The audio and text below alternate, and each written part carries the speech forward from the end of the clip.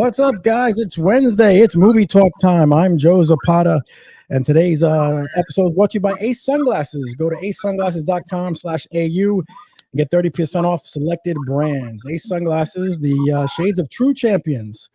Speaking of champions, let's talk about my team right now. I got Dave, DC, Callari. What's up, buddy? What's going on, Jay-Z? What's happening? What's going on? I also got my man Rob, screenwriter Rob Alvarenga, correct? There you go. Yeah, I like that. It's getting better and better every week. See? I've been practicing it all week. Been practicing all week. All right, guys. So let's get started. And first, let's talk. We got some sad news to report. Obviously, yesterday we had the passing of Val Kilmer, passed away at 65 years old. I got the opportunity to meet him at Chiller in 2007. Really nice guy. He played Batman. He replaced Michael Keaton. So, Dave, I want to start off with you. What do you think about the news of Val Kilmer? It's sad. I actually thought he was older, and that's not supposed to be like a knock on him or how he looked or anything in the last couple of years. I thought he was a little bit older. So, not that death is ever a fun topic to talk about, but we know he had throat cancer and was definitely sick the last couple of years. Definitely, it's sad when you see people that kind of define generations, between Willow and Top Gun, and obviously the small stint as Batman and any and everything else that he did. Anybody coming up, either paying attention to this stuff or wanting to get into the business, like these are always the people that have an impact on you as you're coming up through the ranks. So it's always a bummer, but we always have all the work and everything they did. That's always going to be there. Yep. Rob, you heard the news too. What do you think about Val Kilmer passing? Yeah, this one hurt. I mean, when you see all these kind of like Dave said, these icons that you grew up with. When I started catching on to Val, I had already seen him in Real Genius. Then when he became the new Batman, that was a big thing. Back then, that he was going to take up the mantle after Michael Keaton, which was, okay, what he's going to do, whatever. And, surprisingly, I know I was surprised. I was like, wow, he actually did great. And then just watching and talk about his work, you realize, wow, this guy was really talented. He made some really, really good movies with guys like he had a movie with Michael Douglas, The Ghost in Darkness, which I absolutely love that movie. He Top Gun, obviously, and it's sad because it's like you remember, like I would be remiss if I didn't mention Tombstone, by the way, too. Tombstone's a great movie, of course. I mean, goodness. But you remember that. You remember like, wow, this guy was just great.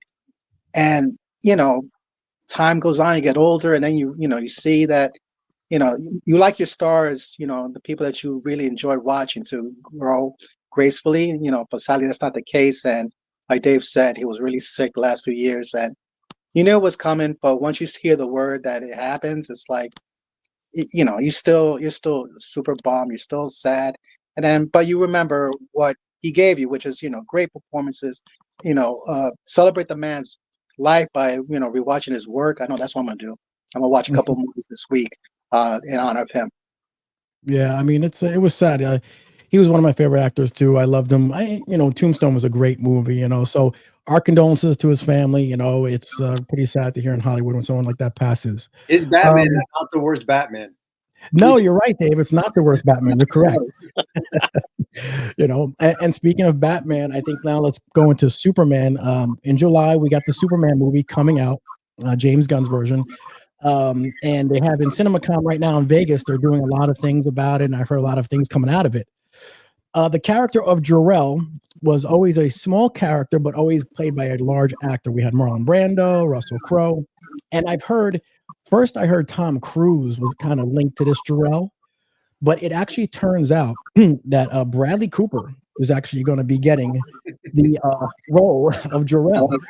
So, Dave, I'll start off with you. Do you like the casting? I like it better than Tom Cruise, and that's no shade at Tom Cruise. It just doesn't make any sense. Bradley Cooper, I think, over the years has clearly showed his range for starters, but because he's already been in Guardians, it just makes sense because this is kind of what James Gunn does, right? We had Michael Rooker as Yondu, and he was in Suicide Squad. I forget his character's name in Suicide Squad. But I kind of like that he does that, Mm-hmm. except for his brother and everything. But Mm-hmm. Yeah. but I'm not mad at it. I think it'll be somewhat of a small role, if not maybe more of the hologram at the fortress, if Yeah. anything. Mm-hmm. For a second, it took me a second because I'm like, he doesn't seem like the right age. But then when you think to what Russell Crowe did in Man of Steel, and then really it's figuring when they sent Cal to Earth, and if that's like the age at which the holograms and images and AI is captured, it would make sense.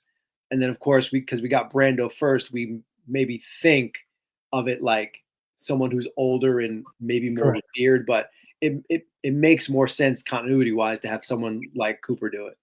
Yeah, exactly. I mean, the James Gunn version of him, from what I hear, the set of James Gunn, he always just has a very family-oriented set.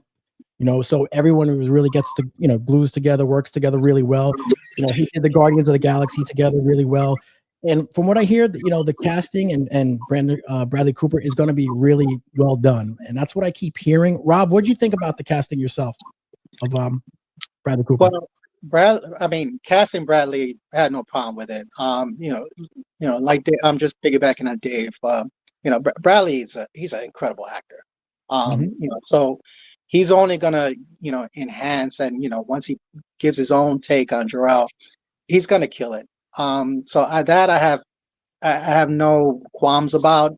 The only thought that I had was that, um, with that Jor-el's in it, and the thing that I'm kind of, I guess I was just scared because I thought I had immediately thoughts of like the Spider-Man franchises, but my first thought was like, are we gonna see Jor-el and Krypton get destroyed again? Are we doing this again? I don't Um, know. I'm kind of hoping that it is a hologram, that it is a minor role. My hope is that this new take for Superman is something fresh. Like we got the origin. Let's see him in like in his further along in his career, something Yeah. different. Mhm. So I'm hopeful that it is a minor role because I think that's what would make sense. But as far as Bradley goes, I mean, if that's gonna be the where we're going with this, he's gonna kill it. That scene between him and Superman is gonna be awesome, and it'll be memorable for sure. Yeah. Actually, and I think James Gunn was offered the roles to do Superman in 2018, but he turned it down because he didn't have the right feel for it or whatever it was. But apparently they got the good story right now for it, and we'll see. And I think Bradley Cooper is going to do pretty well. As we switch gears now, we had the Reacher finale. And who's that? Is that my phone? Oh, that's my phone. Sorry. Oh, my bad. We had the Reacher finale, and during the Reacher finale, we had the Paulie versus Reacher big fight. Was it the one you expected, Dave? Did you expect this fight to be everything that it was? I thought it was pretty good. As I'm watching, I'm like, okay, you saw that. I think the first couple of hits, Reacher was like, I don't know if I could do this, and then he started to use his speed a little bit as he Mm-hmm. was dodging, and then they kind of started to figure each other out. Mm-hmm. Um, went pretty long. Like I said, there was some good scenes and some good combination moves from Reacher. I didn't love when they went in the water. Yeah. I'm glad that was probably the shortest part of the fight. And I do like that I was surprised. I'm like, oh, that's it. He hits him in the throat and we're done. Well, that was anticlimactic. But I also like that he knew he couldn't physically take him. So he had to outsmart him. Mm-hmm. So I'm Yeah. glad that, normally we're 3 seasons deep of Allen just steamrolling through everybody except this guy. So it's nice to see a little bit of a change of pace. Yeah. It was a decent fight. Definitely Paulie was much stronger than him. You saw that clearly. And I think in the book he is. Rob, what did you think of the whole fight and the whole series finale? So yeah, the fight at first, Dave mentioned about the water scene. I thought the initial move that Reacher tried to do and just take him out early and choke him out. My thought was like, wow, wouldn't this be the biggest middle finger to all the viewers if he just choked them out? It didn't last 5 minutes, and then we're moving on with the Mm-hmm. story. But Mm-hmm. I'm glad I didn't go that direction, even though I thought it would be hilarious. Um, but yeah, it was an entertaining fight. It was long. That water scene, I'm with Dave when he did that choke punch in the Mhm. water, which surprising that you get that impact with water. Mhm. Um, so He's I, channeling his Smallville Aquaman days. I guess so. I guess Yeah. so because That's I right. was impressed that he Mhm. actually could get that damage in the water. But uh, they probably could have wrapped it up a little sooner because for me, I think it took away a little bit with what else was going on in the compound. But I know it was the main event, so they wanted to make sure they do right by the Mm. fans. Uh, Entertaining fight to a certain extent. Probably could have been a little shorter. Yep, I agree. So Dave, what do you think now for the next season? Since now it's over, what do you think the next season is going to be? Are they following the book? You think? Yeah, they'll just choose another book. It's probably not the one I have in my bookcase, so I'll be shit out of luck. Um, but I'm fine. I'm glad not seeing everything because I don't want to be one of those guys like, oh, just follow the book. Like I, Mhm. I'm here to be entertained, and I clearly 3 seasons in, they're doing a good job. They have a Yeah. beat on the character. If the crew stays together, the showrunner stays consistent. I mean, they're doing a great job, and I think they're already filming season 4. Yes, they are. They are So, filming season 4. So I do like we did see. I feel like the ending of this was a little bit more was tighter wrapped. Last season, he kind of says goodbye to his team, except Neely, and mhm. it's like I wouldn't mind seeing them again. I don't know if we ever will, and I don't know if they ever show up in the books again. But it seemed like everybody got an ending. Then wasn't necessarily a happy ending, but everybody got an ending. Richie was able to go leave. Teresa got back to her grandmother. Duffy said her piece and was like, "I'm out." He gave Reacher his own speech, and Villanueva made it back home. Like everyone got an ending. Mhm. Yeah, you're It right. was it was kind of it was like satisfying. There weren't really any hanging threads that you're like, oh, what happened? We didn't get any like no closure. This was good. This was a really good season. Yeah, I mean, really good season. I agree with you, Dave. 100%. It was really good. I'm looking forward to then the next season when they're filming it now. So we'll see what happens. When is it going to come out by? Probably I don't know, 2026. but I hope it's not as long. It's probably a year, but I hope it's a little Yeah, bit shorter. yeah, probably going to be a long time. I mean, But if it's probably go going to ahead. hit before Stranger Things season 5, but Oh my God, Yeah, you're not Jesus wrong. Christ. Yeah, I'm waiting for that one too. Stranger Things. I like that show. Um, Now we're gonna get to Daredevil. Episode 7 drops. Another great episode. I enjoyed it. I had one little issue. I was like, that could have been done, and I'll tell you guys about it. If everyone that didn't see it yesterday, just letting you guys know, we're gonna talk a little bit spoilers. So spoilers are coming. We're gonna be talking about it. So in case you didn't see it, um, when Muse goes and sees the doctor, and he's wearing no mask, he had just fought Daredevil like the day before. He had no bruises on his face or nothing. I thought he would have had some bruises on his face. That's a little nitpick I have, to be more following it because he just fought Daredevil, got beaten, the shit beat out of him. So I was expecting that to be on it. And I had figured it was him as we went. But the episode was great. I thought the therapist was going to die because in the comic book, she dies. But I do have a different theory of what's going to happen. Dave, what do you think about that episode that dropped yesterday?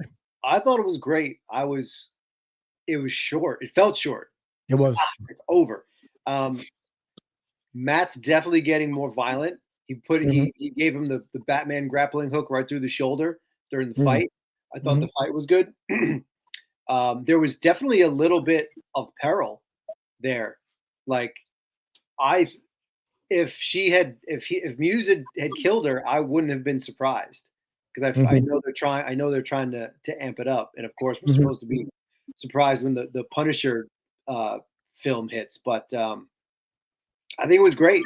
I think it mhm. was great. We got It was real good. tons of Daredevil character development, Mhm. and we got a little bit of a hint into Fisk and Vanessa at the end.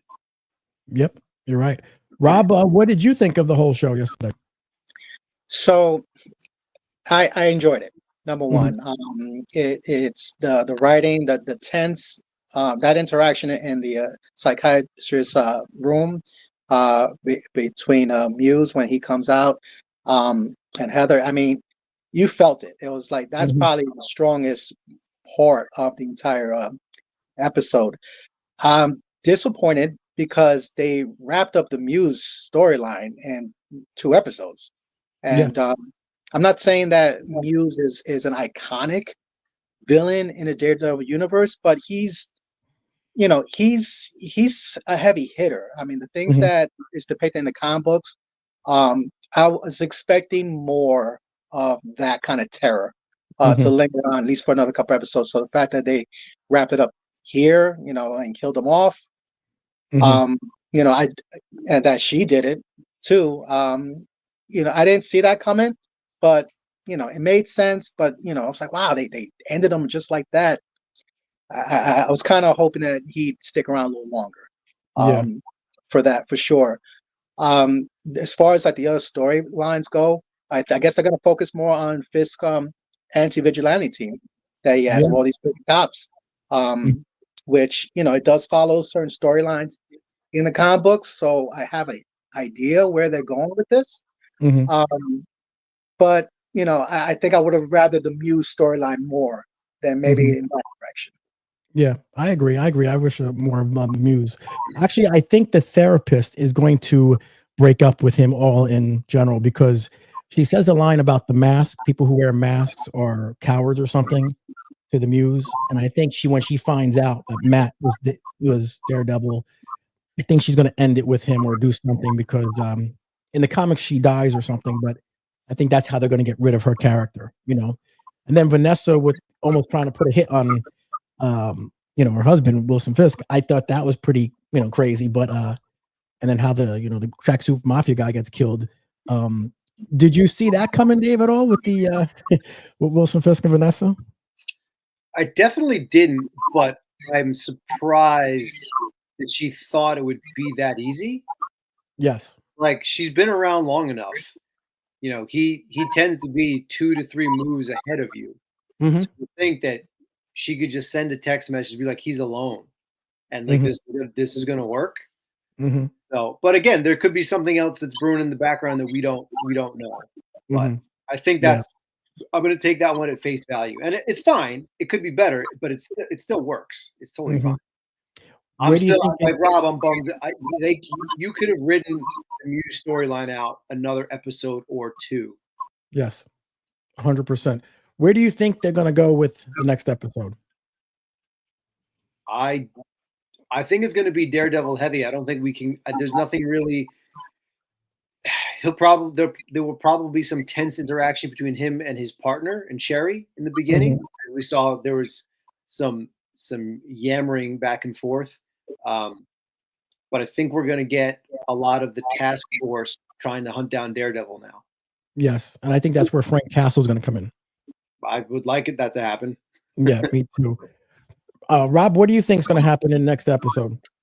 Yeah, I think it's gonna be the cops versus Daredevil. I think what's gonna happen is that Kingpin is gonna frame this, as like, that he's gonna basically lump Daredevil with Muse. That and Hmm. then basically use the lie that he, issued to the city that his team was the one that took out Muse and not Daredevil. I think Hmm. it's an intention. You talk about 2 or 3 moves ahead of everybody else. I think Hmm. he's setting up so to say, look, Muse is one of these vigilantes and he turned out to be a serial killer. That means they Hmm. all could be like this. And Yep. I think his next target is gonna be Daredevil. So I anticipate just massive manhunt and I think some really up close interactions between, especially those crooked cops. There's a couple of them with their names. I think one of them's name is Cold North, which Mhm. has some Daredevil storyline connections to that. Oh, So really? I think he's gonna be, yeah, I think he's gonna be a, he's probably gonna be the one that really comes down to him fighting Daredevil, um, Mhm. because of his background, which I think is special military and such. So I Mhm. look for him. I look for Cold North to really be someone that surprises Daredevil in a confrontation. Was that the Mhm. one who was talking to Fisk at the end before he walks out? Yes, sir. That's Yeah, him. he seems like the lone good guy in the bunch. I At least in the show. I don't know if he is in the book. I think he thinks himself as the good guy, Okay. and I think they do a good job of the way he talks. That's what he believes, that he's doing the right thing by doing this. Um, but I think in the comic books, and also I'm seeing it here, that he kind of sees all these vigilantes, these masks, as like, listen, they're all the same. I think he's in lockstep with what Fisk is selling, and I think he's going to be the first one to say, no, let me get a shot at him. Okay, Dave, we have what, 2 episodes left? I think now, and they're going to show them both. This is 9, so this was 7. So 2 more left. Yeah. Are we going to get a Fisk and Daredevil sort of showdown anytime? You think? That's what I'm thinking. We have to do some sort of payoff, right? So Rob might be right, and then if he is, I think Matt makes short work of the task force and goes right to Fisk. Okay. But because what does this mean for him staying mayor if he's caught in a fight with Daredevil and loses? Correct. Like, you can only spin it so many different ways. So now that I'm starting to think about this out loud, I'm like, where is this going to go? I don't know. Yeah, we'll see. I don't know. And Frank Castle's got to be some part of it next, because he's in there somewhere in the trailer. I've seen it. Yeah. Rob, you think we're going to get a showdown with Fisk and Daredevil soon? I don't think so. Really? You don't think so? Wow. No, because I think it has, and the reason why I say that is because I'm paying attention to the storyline between him and Vanessa, Wilson and Vanessa. They're at a collision course, but maybe not as the way you think, because he to me, it doesn't seem like Fisk has sold Vanessa on his angle, and he's not going to just give it up, even though he wants to be all-star kingpin and, just beating people up that don't listen to him, that kind of thing. I think I think when he created his anti-vigilante force, he finally found like the true angle of how he's going to get back into power and yet be untouchable, truly untouchable. He mentions how Daredevil took his enterprise down single-handedly. So what can you do to make sure that never happens again? Well, then make sure that public opinion's on your side. You have cops on your side. So I'm thinking that he's going to set up something where it's like, because people will see Daredevil fighting cops. I think that's where we're heading, and I think Daredevil's going to be public enemy number 1, and it's going to be a cliffhanger. That makes sense if you think about it. Now it does make sense, And I think for next season, they're already talking about the Defenders are jumping in somehow. They're going to be coming in. I don't know how.